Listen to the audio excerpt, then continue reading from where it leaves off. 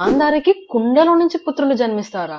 గాంధారి ప్రాణం లేని ఒక పెద్ద మాంసం ముద్దకి జన్మనిస్తుంది. కానీ అదే టైంలో వ్యాసుడు ఒక సొల్యూషన్ ని చెప్తాడు. ఆ పెద్ద మాంసం ముద్ద పైన వాటర్ పోసి 100 పార్ట్స్ లాగా చేసి ఒక్కో పార్ట్ ని వెన్నతో పాటు ఒక్కో కుండలో పెట్టమంటాడు. అండ్ ఆ కుండలో నుంచి దుర్యోధనుడు జన్మిస్తాడు. దుర్యోధనుడు ఏడుపు వినగానే జంతువులు భయంతో ఏడవడం స్టార్ట్ చేస్తాయి. అప్పుడు ధృతరాష్ట్రుడు, భీష్ముడు అండ్ విదురుడి దగ్గరికి వెళ్లి, నాకు కూడా కొడుకు జన్మించాడు, ఇప్పుడు నా కొడుకు హస్తినాపురానికి రాజవుతాడా, వెన పాండు పుత్రుడు రాజవుతారా అని అడుగుతాడు. దానికి విదురుడు, దుర్యోధనుడు జన్మించగానే ప్రకృతి కంపించిపోయింది, సో ఇది అశుభం, రాజ్యానికి అస్సలు మంచిది కాదు, నీకు ఇంకా 99 మంది పుత్రులు జన్మిస్తారు కాబట్టి ఈ పుత్రుడిని అబార్ట్ చేసుకోమని చెప్తారు. కానీ ధృతరాష్ట్రుడు అండ్ గాంధారి ఒప్పుకోరు. నెక్స్ట్ మిగతా కుండల్లో నుంచి దుశ్శల అండ్ 99 బ్రదర్స్ కూడా జన్మిస్తారు. రూల్స్ ప్రకారం యుధిష్ఠిరుడే హస్తినాపురానికి రాజు అవ్వాలి. కానీ ధృతరాష్ట్రుడి స్వార్థం వల్ల దుర్యోధనుడే రాజు అవ్వాలి అని అనుకుంటాడు. మరింతకు రాజు ఎవరు అవుతారు?